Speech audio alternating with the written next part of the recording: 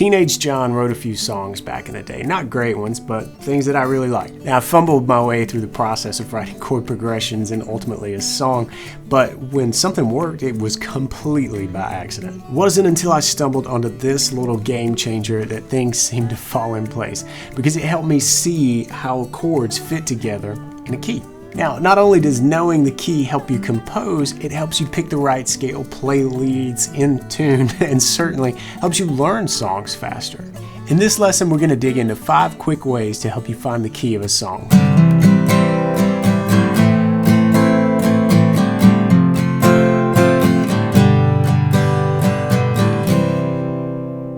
In music, a key is really nothing more than a collection of notes, of pitches that you can pull from to create scales and create chords and ultimately create a song. A key is kind of the thing that orients you to the music. You can have chords outside of a key, you can have notes played in a solo outside of the key. That definitely happens, and it can be used to a brilliant level. But let's keep things simple and talk about things that fit nicely within one key. If you're given the music and you're given the key, that's a huge jump forward, but it's really handy to know how to figure out a key on your own. Whether you're writing something and you're just looking for that perfect chord to slot into a bar, or you're trying to figure out a composition by ear. It's really helpful to have this skill. It's one of the fundamental skills that I think we all need as guitar players. So the first way that you can figure out the key of a song is to listen for the main chord, the chord that feels most like coming home. It feels most stable. And those words are definitely really subjective and kind of loose around the edges. So let's put it in action, and I hope that you can hear and really feel what we're talking about here.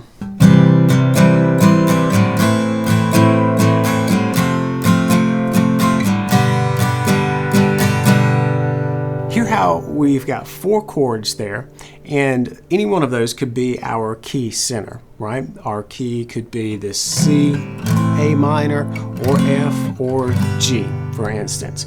But let's think about this. One of these chords really felt like home, and you could kind of feel that pull to home at the end when we kind of left this G hanging. That wants to resolve somewhere, really wants to go back to the C chord, and that helps this feel complete. And so that C chord, that pull to the C chord, is that coming home feeling, or that at rest, or that stable feeling that we're looking for. It takes practice to really get a feel for this, but I hope that this quick little example gives you that pull, gives you a sense of that tension that ultimately we want to release to our C chord here. All right, another way we could use chords to kind of figure out the key of a song is to listen for 2 major chords that are a whole step apart. So these would be chords that are right next to each other in the alphabet, you know, whether you're talking about an F sharp and a G sharp, or if you're talking about A and B, right? They're right next to each other in the letter alphabet. That means they're a whole step apart in musical terms. And if you have 2 of those, right, where you hear an A chord, it sounds major. You hear a B chord and it sounds major. Chances are really good that you've got your 4 chord and your 5 chord. Now, if you're not familiar with the Roman numeral analysis or way of notating different chords in a progression, definitely get up to speed with that. It's a huge skill, a big time saver, and it kind of dovetails nicely into what we're talking about here today. But this would be your 4 chord and your 5 chord. So if you've got that, if you figured out your 4 and your 5 chord, then you just have to kind of work backwards to get to your 1. Let's listen to a little short progression, and then we'll do exactly that.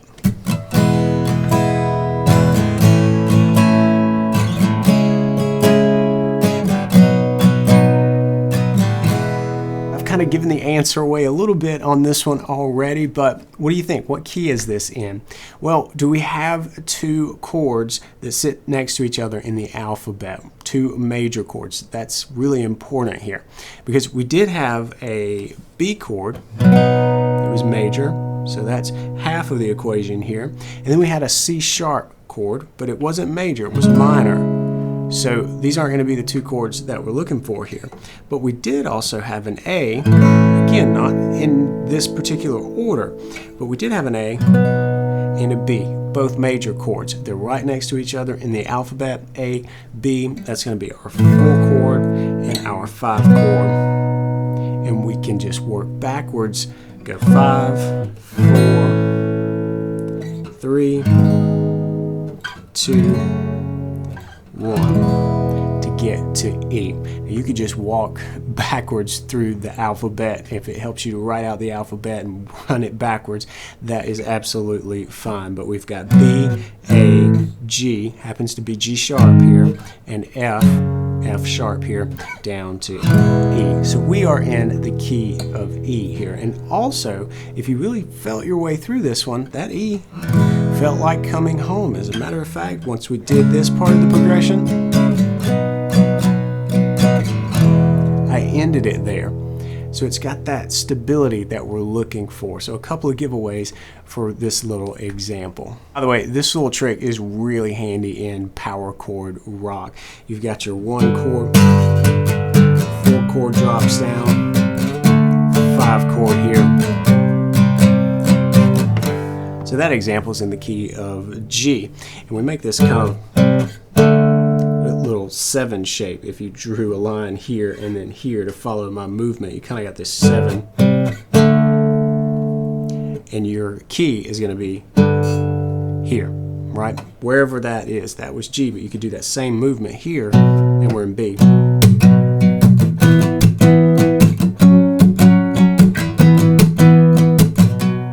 We had that E and that F sharp right next to each other, so that's the giveaway there.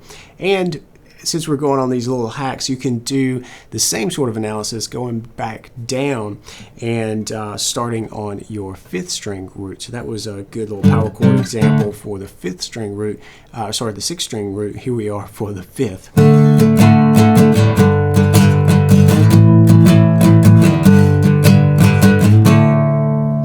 That's in the key of D. We start here, and then we've got 4, 5. All right, the third way that you can really dig in and find out what key you're in is to listen for the dominant 7th sound. And this isn't always so, because especially in blues, you really hear dominant 7th chords all over the place, and don't even get me started on ragtime. But if you're listening to a good rock and roll strummer or country or pop music, this can really be a dead giveaway. When you hear that dominant 7th chord, that's going to be your 5 chord. And just like we did with the 4 chord 5 chord example, or with that tip, you can take the 5 chord, count backwards, and you can find your key center when you get to 1. Here's an example.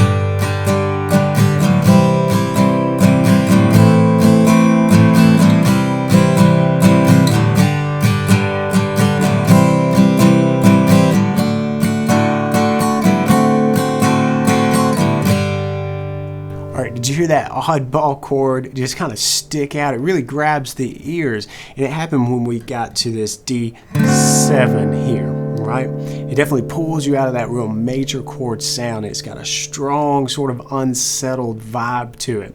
And when you get there, you're going to know that you've hit your 5 chord, and we can work backwards from this 5 chord D, and we're going to find out that our key is G. All right, the fourth way that I have for you to help you figure out what key a song is in is to listen for the main note. We've been really talking about chords so far, but even if you're just listening for the melody, maybe it's an a cappella vocal arrangement, or maybe it's a solo guitar arrangement. If you listen for that one note that has that coming home or that at rest quality to it, that note can point to the key center as well.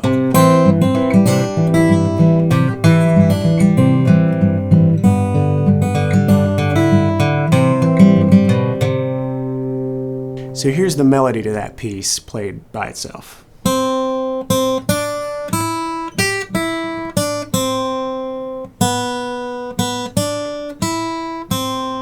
right, so what key do you think this is in? Just take the melody by itself and think about what note sounds like home. I'll give you a gigantic hint. I'm on it right now.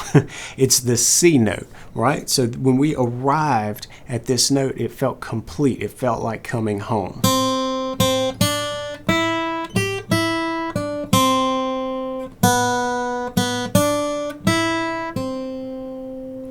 So it works with chords, that coming home feeling, but it also works with just the melody.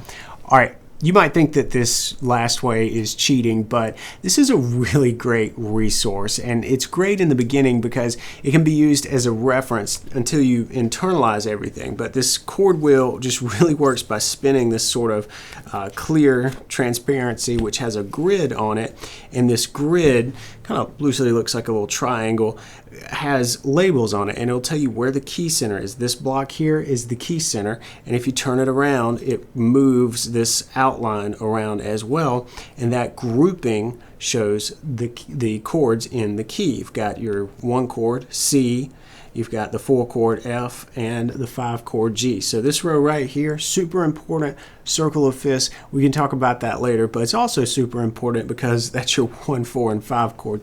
Your blues and your rock, you're pretty much done right there. But if you're interested in the minor chords that will work in that key, they're here on this second layer, and then the weirdo, the diminished chord, is up here on top. This is a great little resource that can help you really get to know how chords fit together in a key, and it's an amazing bit of information to really get in your bones as a guitar player. By the way, I've got 2 of these chord wheel books, and I'll send them out to you. All you got to do is DM me on Instagram. Be the first 2 people to do that. Just say, send me the chord wheel. We'll get in touch, and I'll send you one of these. I hope these tips really help you figure out how to determine the key of a song, but really there's no replacement for practice. So grab your guitar, put some records on, and try to figure out the key of a random song. And I highly recommend songs from bands like Creedence Clearwater Revival or Tom Petty or the Beatles or Bob Dylan. Really got these really cool major chord based songs, and they're really great types of tunes for getting started. And this is all amazingly easier if you know your fretboard, know where the note names are up and down the neck. So click over here to pick up my free guide to know your fretboard. It's got some really cool steps in there that will help get you on your way, give you a plan to memorizing the neck. And if you want to keep learning, click or tap right over there, and I'll see you in the next video. Until then, practice smart and play on.